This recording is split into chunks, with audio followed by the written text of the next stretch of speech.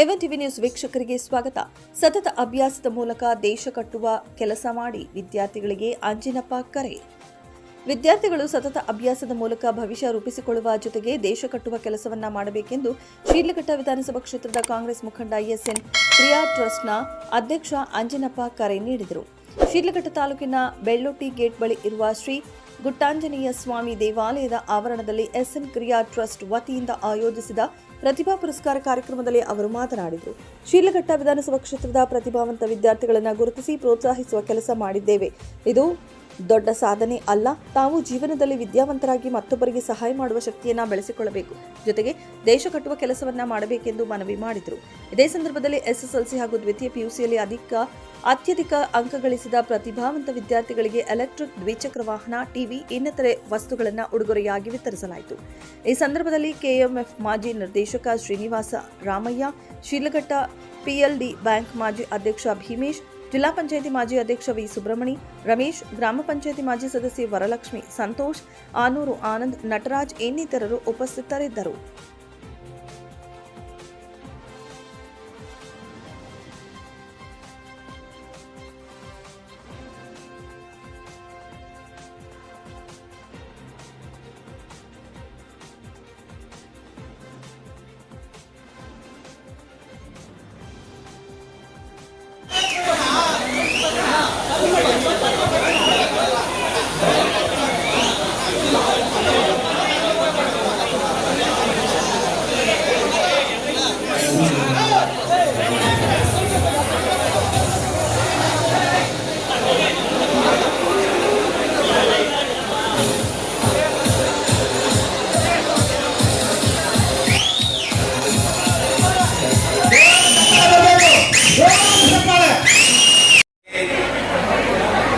ರೈತರಾಗಿ, ಸಾಹಿತಿಗಳಾಗಿ, ಕ್ರೀಡೆಯಲ್ಲಿ ಸಾಧನೆ ಮಾಡಿ ಸಾಕಷ್ಟು ಸಾಧನೆ ಮಾಡಿದಂಥ ಸಾಧಕರಲ್ಲಿ ನಿಮ್ಮ ಕಣ್ಣು ಮುಂದೆ ಸನ್ಮಾನ ಸ್ವೀಕರಿಸ್ತಾ ಇದ್ದಾರೆ.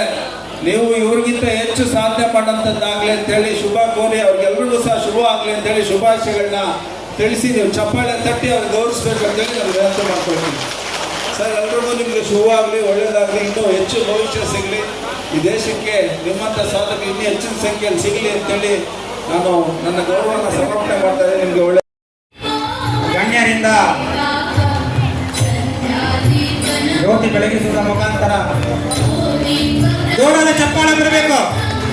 ಇನ್ನೂ ಜೋರಾದ ಚಪ್ಪಾಳೆ ಮುಖಾಂತರ ಈ ಕಾರ್ಯಕ್ರಮವನ್ನು ಪ್ರೋತ್ಸಾಹಿಸಬೇಕು.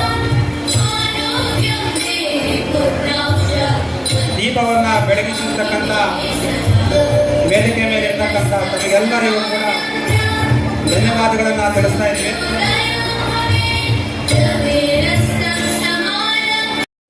ಅತ್ಯುತ್ತಮವಾಗಿ ಅಂಕ ಗಳಿಸಿ ಇವತ್ತು ಇಲ್ಲಿ ಸನ್ಮಾನ ಸ್ವೀಕರಿಸೋದಕ್ಕೆ ಬಂದಿರ್ತೀರಿ. ತಮ್ಮೆಲ್ಲರಿಗೂ ಸಹ ಈ ಶುಭ ಗಳಿಗೆಯಲ್ಲಿ ಶುಭಾಶಯಗಳನ್ನ ಸಲ್ಲಿಸ್ತಾ ಇದ್ದೀನಿ. ಎಲ್ರಿಗೂ ಸಹ ಶುಭ ಆಗಲಿ. ಚಪ್ಪಾಳೆ ತಟ್ಟಿ ನಿಮ್ಮ ಬೆನ್ನು ನೀವೇ ತಟ್ಕೋಬೇಕು. ಯಾರು ನಿಮ್ಗೆ ದಾರಿ ತೋರಿಸಲ್ಲ. ನೀವು ಪ್ರಯತ್ನ ಮಾಡಿದ್ರೆ ಮಾತ್ರ ನಿಮ್ಗೆ ದಾರಿ ಸಿಗ್ತದೆ. ನಿಜನ ಸುಳ್ಳ?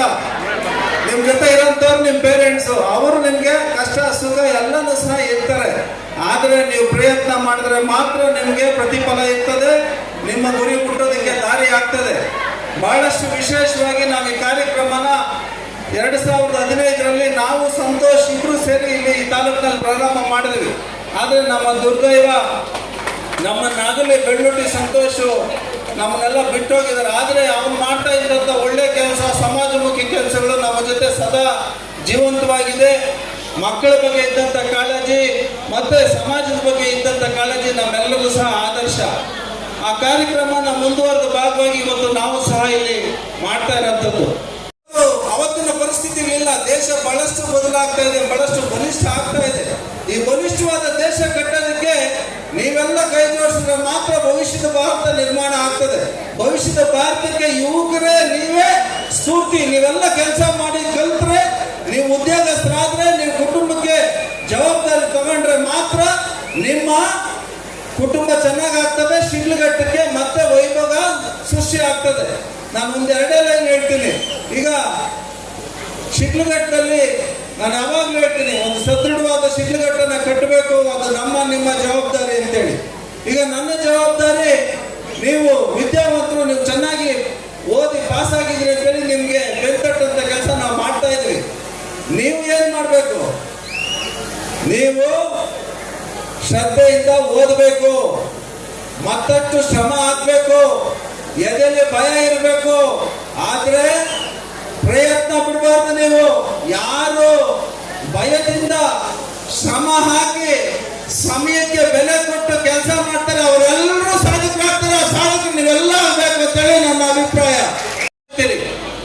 ಏನು ಹಗಲು ರಾತ್ರಿ ಶ್ರಮ ಬಿದ್ದಿರ್ತೀರಿ, ಟ್ಯೂಷನ್ಗೆ ನಿಮ್ಮ ತಂದೆ ತಾಯಿ ಕಳಿಸಿರ್ತಾರೆ, ನಿಮಗೆ ಒಳ್ಳೆ ಬಟ್ಟೆ ವ್ಯವಸ್ಥಿತವಾದಂತ ಎಲ್ಲ ಸೌಕರ್ಯಗಳನ್ನು ಸಹ ತಂದೆ ತಾಯಿ ಅವ್ರು ತಿಂತಾರೋ ಬಿಡ್ತಾರೋ ನಿಮಗೆ ಮಾಡ್ತಾ ಇರ್ತಾರೆ.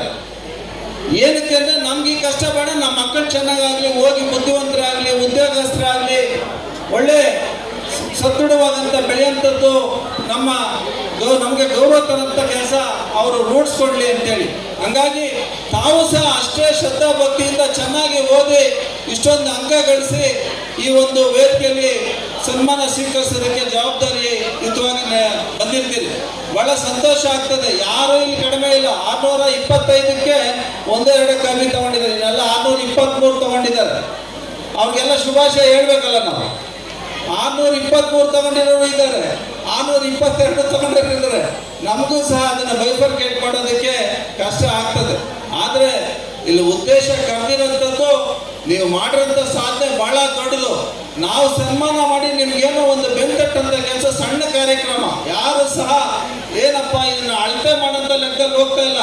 ಈ ಒಂದು ಕಾರ್ಯಕ್ರಮ ನಿಮ್ಗೆ ಎಷ್ಟು ಶಕ್ತಿ ಕೊಡಬೇಕು, ಚೈತನ್ಯ ಬರಬೇಕು, ಭವಿಷ್ಯದಲ್ಲಿ ಇನ್ನಷ್ಟು ಸನ್ಮಾನಗಳು ಸ್ವೀಕರಿಸಬೇಕು, ನೀವು ಈ ತಾಲೂಕಿಗೆ ಮತ್ತೆ ಕೊಡುವಂತಾಗಬೇಕು. ಅದು ನನ್ನ ಜವಾಬ್ದಾರಿ, ನಿಮ್ಮಗಳ ಜವಾಬ್ದಾರಿ. ಈ ತಾಲೂಕಿಗೆ ಮತ್ತೆ ನೀವು ಗುಣ ತೀರಿಸಂತ ಕೆಲಸ ಮಾಡ್ಬೇಕು. 94ರಲ್ಲಿ ನಾವು SSLC ಪಾಸ್ ಆದಾಗ ನಮ್ಮನ್ನ ಸನ್ಮಾನ ಮಾಡೋದಿರ್ಲಿಲ್ಲ. ನಾವು ಶಾಲೆಗಳಿಗೆ ಹೋಗ್ತಾ ಇದ್ರೆ ಅವತ್ತಿನ ದಿನಗಳಲ್ಲಿ ಬಹಳಷ್ಟು ಕಷ್ಟ, ಸರಿಯಾದ ಬಟ್ಟೆಗಳಿರ್ಲಿಲ್ಲ. ನಮಗೂ ಅಷ್ಟೇ, ಹೆಣ್ಮಕ್ಳಿಗೂ ಅಷ್ಟೇ. ನೋಡಿದ್ರೆ ಅವತ್ತಿನ ದಿನಗಳು ಬಹಳ ಕಣ್ಣಲ್ಲಿ ನೀರು ಬರ್ತದೆ. ಗ್ರಾಮೀಣ ಮಕ್ಕಳು, ಅದರಲ್ಲೂ ಸರ್ಕಾರಿ ಶಾಲೆಯಲ್ಲಿ ಓದಿರುವಂತಹ ಮಕ್ಕಳನ್ನ ಗುರುತಿಸಿ ಈ ತರ ದೊಡ್ಡ ಕೊಡುಗೆಯನ್ನ ಕೊಟ್ಟಿದ್ದಾರೆ. ಎಲ್ಲಾರ ಮುಂದೆನೂ ತುಂಬಾ ಜಾಸ್ತಿ ಹೆಮ್ಮೆ ಆಗ್ತಿದೆ. ನಾವು ಸರ್ಕಾರಿ ಶಾಲೆಯಲ್ಲೇ ಓದಿ ಬಂದು ನಾವು ಈ ತರ ಎಲ್ಲ ಫೆಸಿಲಿಟೀಸ್ ಇದೆ. ಸರ್ಕಾರಿ ಶಾಲೆಯಲ್ಲೂ ಓದಿ ಇಂತಹ ಮಕ್ಕಳನ್ನು ಸಹ ಸರ್ ಗುರುತಿಸಿದ್ದಾರೆ. ಅದಕ್ಕೆ ನಾನು ಸರ್ಗೆ ಥ್ಯಾಂಕ್ ಯು ಹೇಳಕ್ ಇಷ್ಟಪಡ್ತೀನಿ. ಶ್ರೇಷ್ಠ ಸೇವೆ ಎಂಬುದನ್ನು ತಮ್ಮ ಕಾರ್ಯದ ಮೂಲಕ ಸಾಬೀತುಪಡಿಸಿರುವ ನಮ್ಮೆಲ್ಲರ ಪ್ರೀತಿಯ ಪುಟ್ಟು ಅಣ್ಣನವರಿಗೆ ಹೃತ್ಪೂರ್ವಕ ಅಭಿನಂದನೆಗಳು. ಅಗತ್ಯವಿರುವರ ಕಣ್ಣೊರೆಸಿ ಅವರ ಬದುಕಿನಲ್ಲಿ ಭರವಸೆಯ ಬೆಳಕನ್ನು ಮೂಡಿಸುತ್ತಿರುವ ಅವರ ಸಮಾಜ ಸೇವೆ ನಿಜಕ್ಕೂ ಅಪಾರವಾದುದು. ತಮ್ಮ ಸಮಯ, ಶ್ರಮ ಮತ್ತು ಹೃದಯವನ್ನು ಸಮಾಜದ ಒಳಿತಿಗಾಗಿ ಮುಡಿಪಾಗಿಟ್ಟಿರುವ ಪುಟ್ಟು ಅಣ್ಣನವರು ಅನೇಕರಿಗೆ ಸ್ಫೂರ್ತಿಯ ಚಿಲುಮೆಯಾಗಿದ್ದಾರೆ. ಅವರ ಸೇವಾ ಮನೋಭಾವ ಹೀಗೆ ನಿರಂತರವಾಗಿ ಸಾಗಲಿ, ಇನ್ನಷ್ಟು ಜನರ ಬದುಕಿಗೆ ಬೆಳಕಾಗಲಿ ಎಂದು ಹಾರೈಸುತ್ತಾ ಅವರಿಗೆ ನನ್ನ ಹೃತ್ಪೂರ್ವಕ ನಮನಗಳನ್ನು ಸಲ್ಲಿಸುತ್ತೇನೆ. ಧನ್ಯವಾದಗಳು. ಓಡ್ತಾ ಇದ್ದರು, ಒಂದು ಬೋರ್ ಬಂದಿದೆ. ನಮ್ಮದು 3-4 ಬೋರ್ ಓಡ್ತಾ ಇದ್ದು, ಒಂದು ಬೋರಲ್ಲಿ ನೀರು ಬರ್ತಾ ಇತ್ತು. ಎಲ್ಲ ಬೋರಲ್ಲೂ ತುಂಬ ಕಡಿಮೆ ಆಗ್ತಾ ಇದೆ. ಮೇಲಾಗಿ ಕುಡಿಯೋ ನೀರಿನ ಸಮಸ್ಯೆ ಇರುತ್ತೆ ಊರುಗಳಲ್ಲೂ ಸಹ. ನಮಗೂ ಸಹ ಮನವಿ ಮಾಡ್ಕೊಳ್ತಾ ಇದ್ದಾರೆ, ಈ ರೀತಿ ನಮ್ಗೆ ನೀರು ಬರ್ತಾ ಇಲ್ಲ, ನೀವೇನಾದರೂ ಟ್ಯಾಂಕರಲ್ಲಿ ಓಡಿಸ್ಕೊಡ್ತೀರಾ, ಇಲ್ಲ ಬೋರ್ ಹಾಕ್ಕೊಡಿ ನಮಗೆ, ಇಲ್ಲ ಈ ಥರ ಸಮಸ್ಯೆ ಇದೆ, ನೀವೇನಾದರೂ ಮಾಡಿ ಅಂತೇಳಿ ಹೇಳ್ತಾ ಇರೋಂಥದ್ದು. ವಾಸ್ತವಿಕವಾಗಿ 100% ಶಿಡ್ಲಘಟ್ಟದಲ್ಲಿ ಬರದ ಛಾಯೆ ಆಗ್ತಾ ಇರೋದ್ರಿಂದ ನೀರಿನ ಅವಶ್ಯಕತೆ ಮತ್ತು ಬರದ ತಾಲೂಕು ಅಂತ ಘೋಷಣೆ ಆಗಿ ವಿಶೇಷವಾದ ಸವಲತ್ತುಗಳ ಶಿಡ್ಲಘಟ್ಟಕ್ಕೆ ಕೊಟ್ಟಿದ್ದೆ ಅಂದರೆ ಸರ್ಕಾರಕ್ಕೆ ನಾವು ಆಭಾರಿಯಾಗಿದ್ದೀವಿ. ಅದು ವಸ್ತುಸ್ಥಿತಿನೂ ಸಹ ಹಂಗೆ ಇದೆ. ಹಂಗಾಗಿ ಹೆಚ್ಚು ಪ್ರಾತಿನಿಧ್ಯ ಶಿಡ್ಲಘಟ್ಟಕ್ಕೆ ಕೊಡಲಿ ಅನ್ನೋದು ನನ್ನ ಮನವಿ. ಸರ್, ನಿಮ್ಮ ಪಕ್ಷದ ಇವರೇ ಸರ್ಕಾರ ಇದೆ, ಅದಕ್ಕೆ ನೀವೇನಾದರೂ ಈ ಬರದ ಬಗ್ಗೆ ಏನಾದರೂ ಒಂದು ಮನವಿ ಮಾಡ್ತೀರಾ? ಖಂಡಿತವಾಗಲಿ. ಈಗ ಬರದ ಅಧ್ಯಯನಕ್ಕೆ ಈಗ ಮೊನ್ನೆ ಉಸ್ತುವಾರಿ ಸಚಿವರು ಬಂದಿದ್ದರು. ಆ ನಿಟ್ಟಿನಲ್ಲಿ ಈಗ ನಾವು ಸಹ ಅವರ ಗಮನಕ್ಕೆ ತರೋಂಥದ್ದು, ಎಲ್ಲೆಲ್ಲಿ ಸಮಸ್ಯೆ ಇದೆ ಅದನ್ನು ಅವ್ರಿಗೆ ಹೇಳೋಂಥದ್ದು, ಬೋರ್ವೆಲ್ ಹಾಕೋದಕ್ಕೆ ಅವಕಾಶ ತರೋಂಥ ಪ್ರಯತ್ನ ಮಾಡ್ತೀವಿ. ದಾಟಿ ಮುಂದಿನ ದಿನಗಳಲ್ಲಿ ಭವಿಷ್ಯದ ಭಾರತನ ಕಟ್ಟಬೇಕು, ಒಂದು ಸದೃಢವಾದಂಥ ಕ್ಲೀನ್ ಭಾರತ ಆಗಬೇಕು, ಆರ್ಗ್ಯಾನಿಕ್ ಭಾರತ ಆಗಬೇಕು, ಸ್ವಚ್ಛ ಭಾರತ ಆಗಬೇಕು, ಭ್ರಷ್ಟಾಚಾರರಹಿತ ಭಾರತ ಆಗಬೇಕಂದ್ರೆ ಎಲ್ಲರೂ ಸಹ ಕೈ ಜೋಡಿಸಬೇಕು, ಎಲ್ಲರೂ ಸಹ ಮನತೊಂದು ಕೆಲಸ ಮಾಡೋಂಥದ್ದಾಗಬೇಕು. ಹೆಚ್ಚು ಸಮಯಕ್ಕೆ ಹೆಚ್ಚು ಯಾರು ಒತ್ತು ಕೊಡ್ತಾರೆ ಅವರೆಲ್ಲರೂ ಸಹ ಭವಿಷ್ಯದ ಒಂದು ಚುಕ್ಕಾಣಿ ಹಿಡಿದು ಉನ್ನತ ಸ್ಥಾನಕ್ಕೆ ಹೋಗ್ತಾರೆ ಅನ್ನೋದು ನನ್ನ ಅಭಿಪ್ರಾಯ. ಸರ್, ಬಹುತೇಕ ಇನ್ನೆಲ್ಲ ಕೆಲವು ರ್ಯಾಂಕ್ ಬಂದಿರೋ ವಿದ್ಯಾರ್ಥಿಗಳಿಗೆ ಲ್ಯಾಪ್ಟಾಪು ಮತ್ತು ಇದು ಕೊಟ್ಟಿದ್ದೀವಿ. ಇನ್ನೆಲ್ಲ ವಿದ್ಯಾರ್ಥಿಗಳಿಗೂ ಸಹ ಕೆಲವರಿಗೆ ಟಿ ವಿ ಕೊಟ್ಟಿದ್ದೀವಿ. ಇನ್ನು ಎಲ್ಲ ವಿದ್ಯಾರ್ಥಿಗಳಿಗೂ ಸಹ ಬಳಸೋದಕ್ಕೆ ಬ್ಯಾಗು ಮತ್ತು ಒಂದು ಇದ್ರದ್ದು ಬೋಟ್ ಕಂಪ್ನಿ ವಾಚು ಕೊಟ್ಟಿದ್ದೀವಿ.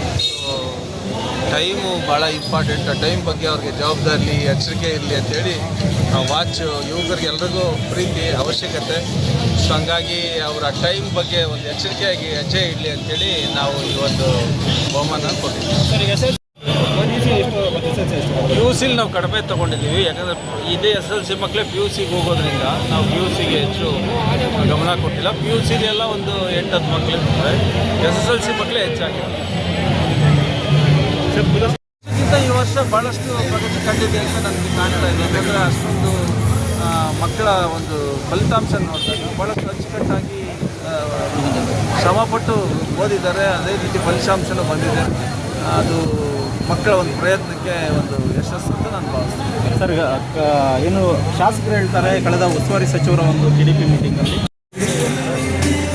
ಕಾರ್ಯಕರ್ತನ ಅದು ಗೌಪ್ಯವಾಗಿಡೋಂಥದ್ದಾಗಿದೆ. ಇನ್ನು ಅದನ್ನು ಬಹಿರಂಗವಾಗಿ ಹೇಳೋಂಗಿಲ್ಲ. ಇನ್ನು ಎಲ್ಲರ ಅಭಿಪ್ರಾಯಗಳು ತಗೊಂಡು ಇನ್ನೂ 14 ಗಂಟೆ ಸಮಯ ಇದೆ. ಅವತ್ತು ನಾವು ಅಭಿಪ್ರಾಯ ತಿಳಿಸೋಂಥದ್ದು ಮತ್ತು ಯಾರಾದರೂ ಅರ್ಜಿ ಹಾಕ್ಕೊಳ್ಳೋಂಥವ್ರು ಸಹ ಅವತ್ತು ಅರ್ಜಿ ಕೊಡಬೇಕು ಅನ್ನೋದು ಒಂದು ಮಾಹಿತಿ ಇದೆ. ಹಾಗಾಗಿ ಬಹುತೇಕ ಶಿಡ್ಲಘಟ್ಟ ವಿಧಾನ ಈಗ ನಾವೇನು ಮಾಡಿದ್ವಿ ಅಂದರೆ ಸರ್ಕಾರಿ ಶಾಲೆಯಲ್ಲಿ ಕನಿಷ್ಠ ಅಂದರೆ 5 ಟಾಪ್ 5 ಮಕ್ಕಳು ತೊಗೊಂಡಿದ್ವಿ. ಇಲ್ಲ ಅಲ್ಲಿ ಹೆಚ್ಚು ಮಕ್ಕಳು ಚೆನ್ನಾಗಿದ್ದು ಪರ್ಸೆಂಟೇಜ್ ಜಾಸ್ತಿ ಇದೆ, ಅಲ್ಲಿ ಒಂದು 8-10 ತೊಗೊಂಡಿದ್ವಿ. ಖಾಸಗಿ ಶಾಲೆಯಲ್ಲಿ ವಿಶೇಷವಾಗಿ ಮಕ್ಕಳು 600, 610, 608, 98, 99% ಯಾರೂ ಕಮ್ಮಿ ಇಲ್ಲ, ಅಷ್ಟೊಂದು ಮಾರ್ಕ್ಸ್ ತೊಗೊಂಡಿದ್ದಾರೆ. ಹಾಗಾಗಿ ಖಾಸಗಿ ಶಾಲೆಯಲ್ಲಿ ಸ್ವಲ್ಪ ಹೆಚ್ಚು ಪರ್ಸೆಂಟೇಜ್ ಬಂದಿರೋದು ಅಲ್ಲೂ ತೊಗೊಂಡಿದ್ದೀವಿ. ತಕ್ಕಂಥವ್ರಿಗೆ ದ್ವಿಚಕ್ರ ವಾಹನವನ್ನು ನೀವು ಒಂದು ಬೆನ್ನು ತಟ್ಟುವಂಥ ಕೆಲಸ ಮಾಡಿದ್ದೀರಿ. ಅದು ಯಾಕೆ ಅನ್ನಿಸ್ತು ಹಾಗೆ? ಅವರು ನಮ್ಮ ತಾಲೂಕಿಗೆ ಸರ್ಕಾರಿ ಶಾಲೆಯಲ್ಲಿ ಓದೋದು ಸಹ ಒಂದು ದೊಡ್ಡ ಮಟ್ಟದ ಕೀರ್ತಿನ ತಂದುಕೊಟ್ಟಿರೋಂಥದ್ದು. ತಾಲೂಕಾದ್ಯಂತ ಎಲ್ಲ ಶಾಲೆಗಳಿಗೂ ಸಹ ಕಂಪೇರ್ ಮಾಡಿದಾಗ ಅವರು ಮೊದಲನೇ ರ್ಯಾಂಕ್ ಆಗಿ ಹೊರ ಹೋಗ್ತಾರೆ. ಅದ್ರ ಜೊತೆಗೆ ಖಾಸಗಿ ಶಾಲೆಯಲ್ಲೂ ಸಹ 625ಕ್ಕೆ 23 ತೊಗೊಂಡು ನಾವೇನು ಕಮ್ಮಿ ಇಲ್ಲ ಅಂತೇಳಿ ತಾಲೂಕು ಹೈಯೆಸ್ಟ್ ತೊಗೊಂಡಿರೋಂಥದ್ದು ನಾವು ನೋಡಿದ್ವಿ. ಮುಖ್ಯವಾಗಿ ಒಂದು ರೀತಿ ಅವ್ರಿಗೆ ಚೈತನ್ಯ ಬರಲಿ, ಶಕ್ತಿ ಬರಲಿ, ಒಂದು ರೀತಿ ಸಮಾಜನೂ ಸಹ ಈಗ ಪೆಟ್ರೋಲ್, ಡೀಸೆಲ್ ಇವೆಲ್ಲನೂ ಸಹ ನಾವು ಬಳಸ್ತಾ ಇರೋಂಥದ್ದು ಮಿತವಾಗಿ ಬಳಸಬೇಕು ಮತ್ತು green energy, electric energy convert ಆಗಬೇಕು ಅನ್ನೋಂಥದ್ದು ಸಹ ಎಲ್ಲರ ಭವಿಷ್ಯದ ಒಂದು ಭಾರತದ ಕನಸು. ಹಾಗಾಗಿ ಇದು ಒಂದು ರೀತಿ ಮುನ್ನುಡಿ ಬರ್ದಂಗಾಗಲಿ. ಎಲ್ಲರೂ ಸಹ ಈಗ ಎಲೆಕ್ಟ್ರಿಕ್ ವೆಹಿಕಲ್ಸ್ಗೆ ಎಲ್ಲರೂ ಸಹ ಮಾರೋಗ್ತಾ ಇರೋದು, ಟ್ರಾನ್ಸ್ಫರ್ ಆಗ್ತಾ ಇರೋದು ನಾವು ನೋಡ್ತಾ ಇದ್ದೀವಿ. ಹಾಗಾಗಿ ಆ ಮಕ್ಕಳಿಗೆ ಒಂದು ರೀತಿ ಮೆಸೇಜು ಕೊಟ್ಟಂಥದ್ದು ಆಗಬೇಕು ಮತ್ತು ಅವ್ರಿಗೆ ಬೆಂತಟ್ಟಂಥದ್ದು ಆಗಬೇಕು ಅಂತೇಳಿ ಈ ಒಂದು ಕಾಣಿಕೆ ಕೊಟ್ಟು. ಅವತ್ತಿನ ಪರಿಸ್ಥಿತಿಗಳಿಲ್ಲ. ದೇಶ ಬಹಳಷ್ಟು ಬದಲಾಗ್ತಾ ಇದೆ, ಬಹಳಷ್ಟು ಬಲಿಷ್ಠ ಆಗ್ತಾ ಇದೆ. ಈ ಬಲಿಷ್ಠವಾದ ದೇಶ ಕಟ್ಟೋದಕ್ಕೆ ನೀವೆಲ್ಲ ಕೈ ಜೋಡಿಸಿದ್ರೆ ಮಾತ್ರ ಭವಿಷ್ಯದ ಭಾರತ ನಿರ್ಮಾಣ ಆಗ್ತದೆ.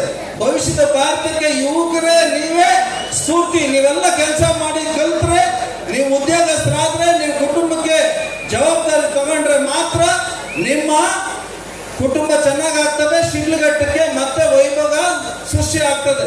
ನಾನು ಒಂದು 2 ಲೈನ್ ಹೇಳ್ತೀನಿ. ಈಗ ಶಿಡ್ಲಘಟ್ಟದಲ್ಲಿ ನಾನು ಯಾವಾಗಲೂ ಹೇಳ್ತೀನಿ, ಒಂದು ಸದೃಢವಾದ ಶಿಡ್ಲಘಟ್ಟನ ಕಟ್ಟಬೇಕು, ಅದು ನಮ್ಮ ನಿಮ್ಮ ಜವಾಬ್ದಾರಿ ಅಂತೇಳಿ. ಈಗ ನನ್ನ ಜವಾಬ್ದಾರಿ, ನೀವು ವಿದ್ಯಾವಂತರು, ನೀವು ಚೆನ್ನಾಗಿ ಓದಿ ಪಾಸ್ ಆಗಿದ್ರಿ ಅಂತೇಳಿ ನಿಮಗೆ ಬೆಂತಟ್ಟಂತ ಕೆಲಸ ನಾವು ಮಾಡ್ತಾ ಇದ್ವಿ. ನೀವು ಏನು ಮಾಡಬೇಕು? ನೀವು ಶ್ರದ್ಧೆಯಿಂದ ಓದಬೇಕು, ಮತ್ತಷ್ಟು ಶ್ರಮ ಹಾಕಬೇಕು, ಎದೆಯಲ್ಲಿ ಭಯ ಇರಬೇಕು. ಆದ್ರೆ ಪ್ರಯತ್ನ ಬಿಡಬಾರ್ದು. ನೀವು ಯಾರು ಭಯದಿಂದ ಶ್ರಮ ಹಾಕಿ ಸಮಯಕ್ಕೆ ಬೆಲೆ ಕೊಟ್ಟು ಕೆಲಸ ಮಾಡ್ತಾರೆ ಅವರೆಲ್ಲರೂ ಸಾಧಕರಾಗ್ತಾರೆ. ಸಾಧಕರು ನೀವೆಲ್ಲ ಆಗಬೇಕು ಅಂತೇಳಿ ನನ್ನ ಅಭಿಪ್ರಾಯ. ನಮ್ಮ ಪುರಸ್ಕಾರ ಅಂತೇಳಿ ಏನೀಗ ಕಾರ್ಯಕ್ರಮ ಮಾಡ್ತಾ ಇದ್ದೀವಿ, ಇದು ಭಾಳಷ್ಟು ಯಶಸ್ಸಿನ ಸಮಯದಲ್ಲಿ ನಾವಿದ್ದೀವಿ. ಕಳೆದ 2015ರಲ್ಲಿ ನಾವು ಸಂತೋಷ್ ಬೆಳ್ಳೂಟಿ ಅವರು ಸೇರಿ ಈ ಥರ ಒಂದು SSLC, PUC ಮೆರಿಟ್ ಬಂದು ಸನ್ಮಾನ ಮಾಡಿ ಬೆಂತಟ್ಟಂಥ ಕೆಲಸ ಮಾಡೋಣ ಅಂತೇಳಿ ನಾವು ಪ್ರಾರಂಭ ಮಾಡಿದ್ದು. ಇವತ್ತಿನ ದಿನದವರೆಗೂ ಮುಂದುವರ್ಕೊಂಡು ಬಂದಿದೆ. ನಮ್ಮ ದುರ್ದೈವ ಅವರು ನಮ್ಮನ್ನು ಆಗಲಿ ಕಾಣದ ಊರಿಗೆ ಹೊರಟ್ಬಿಟ್ಟಿದ್ದಾರೆ ಸಂತೋಷ್ ಬೆಳ್ಳಿಯವರು. ಅವರ ಅಗಲಿಕೆ ನಮಗೆ ಸದಾ ಕಾಡ್ತಾ ಇರ್ತಾ ನೋವು ಸದಾ ನಮ್ಮಲ್ಲಿ ಇರ್ತದೆ. ಆದರೂ ಸಹ ಅವನ ಒಂದು ಕನಸೇನಿತ್ತು ಸಮಾಜದ ಬಗ್ಗೆ ಮತ್ತು ಪ್ರಕೃತಿ ಬಗ್ಗೆ, ಪ್ರಾಣಿಗಳ ಬಗ್ಗೆ, ಪಕ್ಷಿಗಳ ಬಗ್ಗೆ ಅವನ ಒಂದು ದಯೆ, ಕರುಣೆ, ಅವನ ಒಂದು ಪ್ರಯತ್ನ ಅವೆಲ್ಲನೂ ಸಹ ನಾವು ಸಹ ಅವನ ಆಶೋತ್ತರಗಳ ಈಡೇರಿಸೋಂಥ ನಿಟ್ಟಿನಲ್ಲಿ ಮತ್ತು ಸಮಾಜಮುಖಿಯಾಗಿ ಕೆಲಸ ನಾವು ಮಾಡ್ಕೊಂಬರ್ತಾ ಇದ್ದರಿಂದ ಇವತ್ತಿನ ದಿನ SSLCಲಿ PUCಲಿ ಅಂಕ ಗಳಿಸಿದಂಥ ಅತ್ಯುತ್ತಮ ವಿದ್ಯಾರ್ಥಿಗಳನ್ನ ಕರೆಸಿ ಇವತ್ತು ಸನ್ಮಾನಿಸಿ ಗೌರವಿಸಿ ಅವರಿಗೆ ಬೆತ್ತಟ್ಟ ಕೆಲಸ ಮಾಡ್ತಾಯಿದ್ದೀವಿ. ಇದು ಅವ್ರಿಗೆ ಇನ್ನೊಂದಷ್ಟು ಶಕ್ತಿ ಬಂದು ಇನ್ನೂ ಹೆಚ್ಚು ಚೆನ್ನಾಗಿ ಓದಿ ಅವರ ಕುಟುಂಬನ ಪೋಷಣೆ ಮಾಡೋಂಥ ಒಂದು ದೂರದೃಶ್ಯ ಉದ್ಯೋಗಗಳಿಗೆ ಅವರು ಸೇರೋಂಥದ್ದಾಗಬೇಕು, ಕನಸುಗಳು ಕಟ್ಕೊಂಡು ನಿಲ್ಲಿಸೋಂಥದ್ದಾಗಬೇಕು, ಕನಸುಗಳು ಸಾಕಾರ ಮಾಡೋಂಥದ್ದಾಗಬೇಕು. ನಿಟ್ಟಿನಲ್ಲಿ ಭವಿಷ್ಯದ ಭಾರತ ಯುವಕರಿಂದ ಕಟ್ಟೋದಕ್ಕೆ ಮಾತ್ರ ಸಾಧ್ಯ. ಆ ಕನಸನ್ನ ಇವ್ರು ನನಸು ಮಾಡಲಿ ಅಂತೇಳಿ ನನ್ನ ಒಂದು ಆಶಯ. ಹಂಗಾಗಿ ನಾವು ಬೆತ್ತಟ್ಟಂಥ ಕೆಲಸ ಮಾಡ್ತಾಯಿದ್ದೀವಿ. ಅವ್ರಿಗೆ ಶುಭವಾಗಲಿ.